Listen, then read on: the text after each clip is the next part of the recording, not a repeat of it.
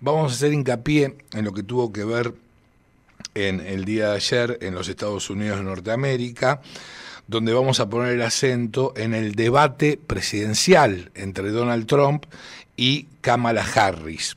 Para hablar de este tema estamos en contacto telefónico con Carlos Sánchez Berzain. Él es internacionalista, vive en Miami, en los Estados Unidos de Norteamérica, y nos va a hacer una reseña, le vamos a pedir una reseña y que aborde los puntos más destacados precisamente de este debate. ¿Cómo le va, Carlos? Bienvenido. Silvio Sacomani lo saluda.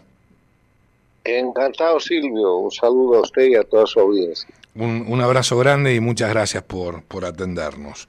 Bueno, en primer lugar quiero consultarle cuáles fueron los temas, ¿sí?, más relevantes que se han abordado en este debate. Bueno, lo más importante del debate yo creo que es el cambio de sujetos en el debate. El primer debate presidencial en Estados Unidos se da entre el candidato republicano Trump y el candidato demócrata Biden. Y en este tiempo Biden se baja de la campaña y aparece Kamala Harris como candidata, que se presenta ayer en lo que es su primer debate de este tipo. Y eso traía mucha expectativa y traía bandos muy bien marcados, ¿no? O sea, más allá de lo que hayan hecho los individuos en el debate, aquí ha habido un predebate de una campaña muy intensa de ambos partidos y ha habido un post-debate que ahora se está librando, del que a mí no me gustaría participar, porque ahí hay opiniones obviamente proselitistas de ambos lados. Y lo peor que podemos hacer los latinoamericanos es meternos dentro del proselitismo de la campaña electoral de Estados Unidos. Lo que a Latinoamérica le conviene es una política de Estado de los Estados Unidos que sea bipartidista. El gran error de la política de gobiernos, de grupos e inclusive de líderes latinoamericanos es partidizarse. Es decir, yo estoy con los demócratas o con los republicanos, cuando lo que en verdad Latinoamérica necesita es una señal de Estado para toda la región que ya tiene precedente. Quiero recordarle que el año 1994, cuando se produce la primera cumbre de las Américas precisamente en Miami, en el gobierno del presidente George Bush I, se pone en marcha una política de Estado, porque esa era era la presidencia de Clinton, de Bill Clinton. Claro, en el 92 me dice, claro, exacto. El 94, 94, sí. No era la política que había preparado Bill Clinton, era la política que venía de su predecesor, el republicano George Bush I, y que Clinton, el demócrata, asume como propia, inclusive asumiendo el equipo que le dejó el presidente Bush. Y entonces se pone en marcha un proceso que abarca 34 países con democracia de las Américas, Estados Unidos, Canadá y toda Latinoamérica, con excepción de Cuba, donde se señala como prioridad la libertad, la democracia, el libre mercado, donde se establece en un segundo nivel la lucha contra el narcotráfico, que hoy día sería la lucha contra el crimen organizado, y se establece como tercer tema la búsqueda del libre mercado, tratando de crear a partir de ese momento en todas las Américas un mercado de libre comercio similar a lo que es la Unión Europea. Esto avanza con mucho éxito en la década de los 90 y fracasa en la construcción del libre mercado, que hubiera sido genial, por la oposición de gobiernos como el del Brasil y México, que tenían problemas con lo que son los problemas de propiedad intelectual. Entonces Estados Unidos empieza a hacer tratados bilaterales o trilaterales, construye el tratado de Canadá, México y Estados Unidos, hace tratados de libre comercio con países como Colombia, con países como Ecuador, parciales como Ecuador y otros países, y se quiebra la posibilidad de un mercado de libre comercio. Entonces llegamos al año 2001, en que precisamente un 11 de septiembre como hoy día, que es una fecha memorable, en Lima, como resultado de todas estas cumbres, se firma la Carta Democrática Interamericana, pero al mismo tiempo sucedía en Estados Unidos el ataque terrorista a las Torres Gemelas, Exacto. al Pentágono y a los Estados Unidos. Y ese 11 de septiembre del año 2001, hace 23 años, cambia esa política exterior y la vuelve de nuevo una política partidista donde el mayor perdidoso es el conjunto de países de América Latina, justo en un momento en que aparecía de la nada lo que hoy día se llama el socialismo del siglo XXI. El año 99 había llegado a la presidencia de Venezuela Chávez, rescató la única dictadura, la de Cuba, se alió con Lula y empezaron los desastres en América Latina. Y estamos viviendo el siglo XXI, un siglo de desastre, en el cual Estados Unidos no tiene una clara política exterior para América Latina, la ha cambiado varias veces en 24 años, en el cual América Latina ha pasado de ser una región absolutamente democrática a ser en algún momento una región liderada por Chávez y después por Cuba. La cumbre de las Américas de Panamá es una cumbre de terror porque ahí el presidente de Estados Unidos, Obama, reconoce como líder de América Latina al dictador Raúl Castro y después se abre relaciones con Cuba y todo lo demás. Y hemos pasado de ser una región, América, de 34 países democráticos y una dictadura, a tener hasta 5 dictaduras y 4 o 5 gobiernos paradictatoriales. Entonces, este es el contexto en el que tenemos que mirar la elección de los Estados Unidos.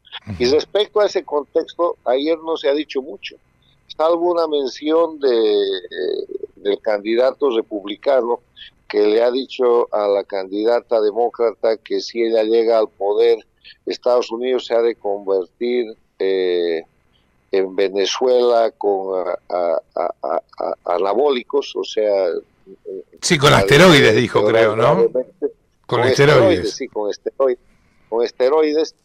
No se ha discutido el tema latinoamericano, ha sido una discusión sobre los temas básicamente de las dos personalidades, de la gestión de Trump versus la gestión de Biden, cuestiones económicas y cuestiones relativas a la política exterior con Rusia, con China, con las potencias grandes, y América Latina ha brillado de nuevo por su ausencia, cosa que es un drama. Yo espero que en el próximo debate haya algún patriota que pregunte qué pasa con América Latina, porque hay que forzar a demócratas y republicanos a volver a la política exterior bipartidista del año 94, que es lo que mejor le sirve y lo que mejor le puede pasar al interés propio de Estados Unidos, porque nosotros podemos decir, mira, en Latinoamérica hemos pasado a tener una dictadura a tener 5 y a tener 5 gobiernos paradictatoriales, pero a Estados Unidos le ha ido peor, porque no hay que olvidar que la dictadura que se rescata y que se expande, que es la de Cuba,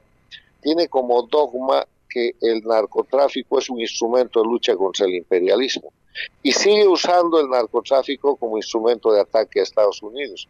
Han pasado de la manipulación plena de la cocaína con los narcoestados de Venezuela, con Chávez y Maduro, de Bolivia con Morales y Arce Catacora, y de Nicaragua y de la propia Cuba, ahora al manejo del fentanilo en sociedad con la China. Y el otro tema horrible para Estados Unidos, la presión de la migración forzosa. Uno de los temas que sí se ha tratado intensamente en el debate de ayer ha sido el tema de las fronteras y la penetración de migración forzada. Pero han tocado los síntomas, no han tocado la causa, que es la existencia de dictaduras en América Latina. Está claro. Ahora bien, conocemos que Donald Trump tiene una excelente relación con Javier Milei. La Argentina obviamente forma parte de América Latina, no es el todo, eso está claro. Pero digo, ¿cómo puede impactar, en el caso que gane Donald Trump, su mirada hacia la República Argentina y tal vez expandirse un poquito más y que vaya hacia otros países de esta región? Bueno, yo quisiera ver esa relación a partir de la Argentina. Una de las cosas extraordinarias que ha logrado Javier Milei es mover y cambiar la política exterior de Estados Unidos. Él, con su posición libertaria, se ha declarado amigo de Donald Trump y ha venido a los Estados Unidos a participar de una reunión totalmente partidista de los republicanos y ha proclamado públicamente que su amigo Donald Trump será el próximo presidente de los Estados Unidos. Sí. Pero al mismo tiempo ha mantenido oficialmente una relación extraordinaria de apertura con el gobierno de Biden, al punto en que ha nivelado y ha equilibrado la presencia china en zonas estratégicas argentinas, recibiendo a la jefa del Comando Sur, sí, recibiendo al jefe de la CIA, recibiendo al jefe de la DEA, y logrando que la delegación de la Argentina en Estados Unidos marque una agenda de cambio de la política exterior norteamericana. Sin ofender, sino más bien por el tipo de ejemplo, Milei se ha convertido en el líder latinoamericano en la cola que mueve el perro.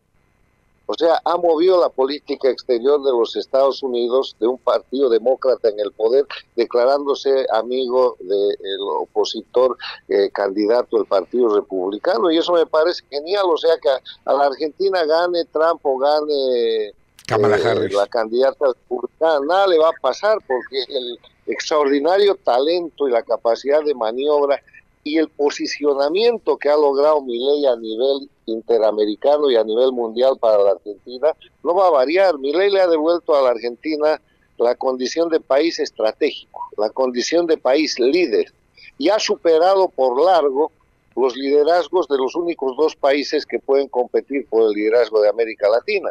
América Latina solo puede ser liderada por razón de peso, por razón de economía y por razón de tamaño, o por Brasil, o por Argentina, o por México.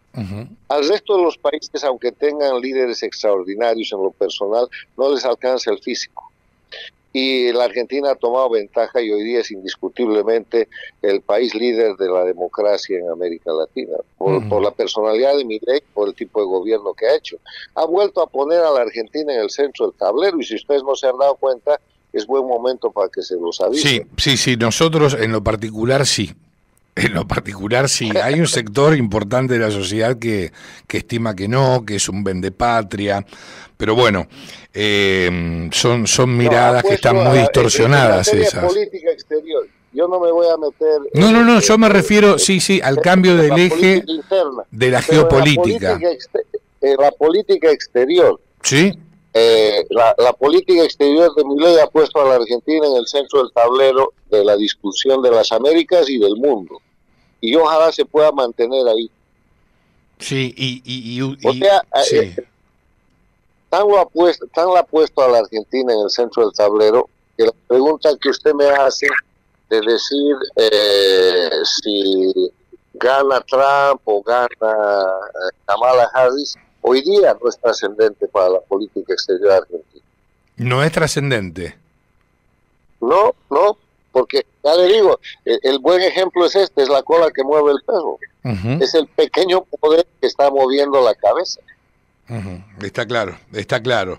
Ahora, si bien no han mencionado América Latina en este debate, ni Kamala Harris ni Donald Trump, han abordado el tema económico. ¿Sí? Hoy por hoy, ¿en qué estado de situación se encuentran los Estados Unidos de Norteamérica en el ámbito y en el plano económico que le dé cierto sustento a Kamala Harris versus Donald Trump? Eso tienen que decidirlo los norteamericanos. Nosotros mal podemos comentar aquello, pero yo creo que hay tres cosas que tienen que importarle a Estados Unidos. Primero, es la primera potencia del mundo. Sigue siendo la primera potencia económica, tecnológica y militar. Pero tiene un grave desafío porque se ha vuelto una especie de deporte mundial tratar de tocar la espalda baja a la primera potencia del mundo. Y hemos salido del unipolarismo que se estableció cuando cayó y desapareció la Unión Soviética. Antes había desaparecido el muro de Berlín. Y yo creo que el tiempo del unipolarismo, sobre el que Fukuyama escribió el famoso título El final de la historia, fue de 1991 a las Torres Gemelas. Después de las Torres Gemelas hay un periodo de deterioro por culpa de la modificación de la política exterior, donde Bush segundo empieza a descuidar América Latina, la entrega, la abandona, empieza a descuidar China y empieza a tener un manejo diferenciado con Rusia. Entonces, hoy día las tres grandes potencias dictatoriales secundarias del mundo, que son China, Rusia, Irán, acompañadas por Corea del Norte, están tratando de volver a un mundo bipolar. No van a poder hacerlo porque la diferencia entre el bipolarismo y la Guerra Fría, donde se confrontaban Estados Unidos capitalista y la Unión Soviética comunista, es que ambos sectores tenían un mando preestablecido y reconocido. Hoy día hay un mando que es Estados Unidos, que ya no es ni capitalista ni nada, porque el mundo es capitalista, el mundo está globalizado. Lo que es Estados Unidos es el líder de la democracia y la libertad en el mundo. Bueno, hasta China es capitalista, Carlos. Por eso el mundo es capitalista, claro. Rusia es capitalista, Cuba es capitalista, o sea, ese es el resultado del 91. Y el mundo del siglo XXI tiene tres características: es capitalista, está globalizado y está en revolución tecnológica. Pero en ese mundo, que no estamos discutiendo qué es el mundo, sino cómo se maneja el mundo, en el cómo se maneja el mundo hay dos tendencias. La primera es con libertad, que se llama democracia, que lidera Estados Unidos, secundado por la Unión Europea, por el Japón, por Singapur, por Corea del Sur, por los países democráticos de las Américas y el África. Y la otra es una que está tratando de armar un bloque dictatorial que tiene que ver más bien con el crimen organizado, que está liderado por varios países que son Rusia, China, Irán, Corea del Norte, en las Américas, Cuba y algunos dictadores en la zona del África. ¿Y cuál es la debilidad de ese grupo? Es que no tiene un solo jefe. O sea, nunca China se va a subordinar a Rusia, aunque la ayude. Nunca Rusia se va a subordinar a China, aunque la coopere. Sí. Irán no se va a subordinar a ninguno de los dos. Y esa es la fortaleza del sistema democrático en el mundo, que necesita un gobierno de los Estados Unidos que entienda esa estrategia, que entienda que es muy importante de instalar sin lugar a dudas en el mundo, de que este mundo, además de ser capitalista, globalizado y en revolución tecnológica, es democrático, porque ese es el resultado de la Segunda Guerra Mundial. No hay que olvidar que en la Segunda Guerra Mundial hubieron millones de muertos porque se enfrentó la dictadura fascista contra la democracia, y la Segunda Guerra Mundial la gana la democracia. Sí, es muy claro. Bueno, estas son las cuestiones de la alta estrategia y en las que hablar sobre el debate de ayer hay que hablarlo no desde el punto de vista de la curiosidad o del chisme, por ponerle un nombre. Hay que hablar desde el punto de vista del interés estratégico de nuestros países, que al final se llama Latinoamérica, ¿no? Ahora entiendo que dentro del Partido Demócrata, Kamala Harris, ¿sí?, atrae a un sector muy importante de la izquierda e inclusive a un sector de la extrema izquierda. Bueno, todos los partidos en un país tan grande como Estados Unidos son mosaicos, tienen sectores de un lado y del otro. Y yo le quiero decir una cosa: la izquierda y la derecha han muerto. El triunfo del capitalismo sobre el comunismo, con la desaparición de la Unión Soviética, ha matado los conceptos de izquierda y derecha tradicionales. Y aquí hay dos alternativas: o hay que reconceptualizar lo que es derecha e izquierda y decir qué es derecha y qué es izquierda, porque la gente entiende totalmente diferente lo que es derecha e izquierda en la costa este de los Estados Unidos, en la costa oeste, en México, en la Argentina o en Europa. O sea, no hay un concepto uniforme de lo que es derecha o es izquierda, porque la izquierda y la derecha se han deformado y han desaparecido. Ahora, por cuestión de prensa, por cuestión de denominación, es más fácil decir la derecha y la izquierda. Pero yo tenés creo al socialismo del siglo XXI, que vendría a ser la nueva izquierda, ¿no es cierto? No, yo creo que el eje de confrontación verdadero en el siglo XXI es la libertad versus el crimen organizado. porque no hay izquierda, lo que hay es crimen organizado disfrazado de política. Usted mira a Rusia, que se dice que es un país capitalista con un gobierno criminal. Lo mismo que la China, lo mismo que Corea del Norte en mayor grado, lo mismo que la dictadura teocrática de Irán. Son gobiernos criminales que están dispuestos todos los días a violar los derechos humanos, todos los días a cometer terrorismo de Estado para retener indefinidamente el poder. Nada los diferencia de Cuba, Venezuela, Bolivia o Nicaragua. Entonces, ¿qué ideología hay en eso? ¿Por qué le vamos a dar valor ideológico al crimen organizado? Al asesinato, a la extorsión, o al terrorismo, a la tortura. Claro, exacto. Exacto. Entonces, salgamos de eso. No puede ser que Cuba siga reclamando ser un régimen de izquierda. No lo es. Es un régimen de crimen organizado, como lo es Corea del Norte o como lo es Irán. Como lo es Venezuela también. También, usted tiene la lista, no son muchos, pero son notables. Sí. Rusia también, Rusia mata a todos sus opositores, hace elecciones en dictadura bajo el estricto sistema que acabamos de ver en Venezuela, tiene presos políticos, destituye a sus generales, ha invadido Ucrania con total impunidad y está dispuesto, si pudiera, a llevarnos a una tercera guerra mundial, que no va a pasar, pero son gobiernos criminales de crimen. La esencia de la democracia fundada en la libertad es que el pueblo es el soberano, el gobernante tiene que tener respaldo popular para llevar al gobierno, tiene que gobernar de acuerdo a las leyes, se llama Estado de Derecho, tiene que rendir cuentas de lo que hace y tiene que irse del poder. O sea, no hay gobierno eterno. Todo lo contrario a lo que hace esta gente. Corea del Norte, China, Rusia, Cuba, Irán, llegan al poder para toda la vida, matan, torturan, asesinan, cometen todos los crímenes necesarios para mantenerse indefinidamente en el poder y nunca les rinden cuentas a nadie. Ahora, qué interesante digamos, la transformación de la izquierda y la derecha a partir de haber terminado la Guerra Fría y luego de la Segunda Guerra Mundial, una democracia contra las dictaduras, y hoy nos encontramos con países que tienen como objeto, ¿sí?, o que están conformados por el crimen organizado, y otros países por democracias que por ende, bueno, son países libres. Es interesantísimo. Sí, el eje de confrontación, el eje de confrontación del siglo XXI es el crimen organizado que se apodera del poder político contra la libertad. Yo le quiero comentar una frase que aprendí de mi maestro en política, que fue el expresidente de Bolivia, Víctor Paz Estenssoro, 4 veces presidente de Bolivia.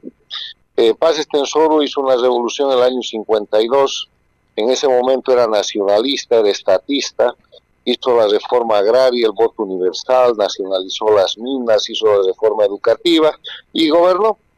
Y volvió a la presidencia el año 1985 y Bolivia tenía una hiperinflación del 25.000%, una inflación más grande que la que había tenido Alemania en la Segunda Guerra Mundial. Entonces puso en marcha la nueva política económica, que era básicamente una política liberal. El dólar se cotizaba de acuerdo a la oferta y la demanda, los empleados se tenían libre contratación, atrajo la inversión. Entonces un periodista inteligente le preguntó y le dijo: doctor, ¿cómo ha cambiado usted? Sí. Usted era el año 52 al 64 un nacionalista, era un estatista, era un centralista, y ahora es un liberal. ¿Por qué ha cambiado Víctor Paz? Y él dijo: Víctor Paz no ha cambiado, el mundo ha cambiado. El mundo ha cambiado. Entonces, como el mundo cambia, el mundo del siglo XXI, hay que acomodarse al mundo del siglo XXI. El mundo del siglo XXI está desideologizado. Este es un mundo tecnológico, donde la gente quiere libertad.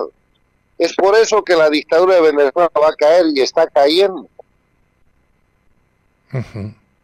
Ahora, es muy interesante y movilizante lo que nos está comentando, porque esto en lo personal me genera una apertura mental muy relevante, ¿no es cierto?, muy significativa. Hay que fijarse en la realidad objetiva. La realidad objetiva, que puede parecer una redundancia, es la realidad real. no lo que queremos, no aquello en lo que creemos, no lo que quisiéramos, sino lo que está pasando.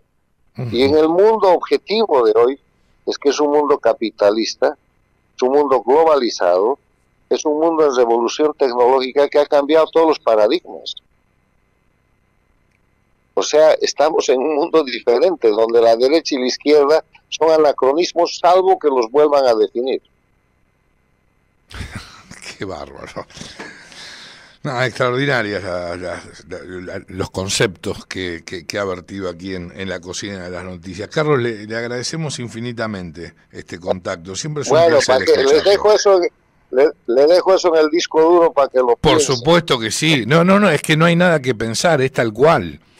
Es un anacronismo pensar en derecha o izquierda, ¿sí? La realidad es que vivimos en un mundo capitalista, globalizado, hipertecnológico, y que aquí hay de algún modo dos tipos de países: las democracias, ergo libertad, y por otro lado el crimen organizado. Me quedó bien grabado en el disco rígido, ¿verdad? Es todo, eso es exactamente. Y ahora, usted aplica sí, esos conceptos y puede explicar lo que está pasando en la Argentina, en Venezuela, en México, en Canadá, y puede entender el debate de anoche también. seguramente. Carlos, muchísimas gracias. Un placer escucharlo y que nos haya acompañado nuevamente. Gracias, hasta luego. Adiós, hasta luego.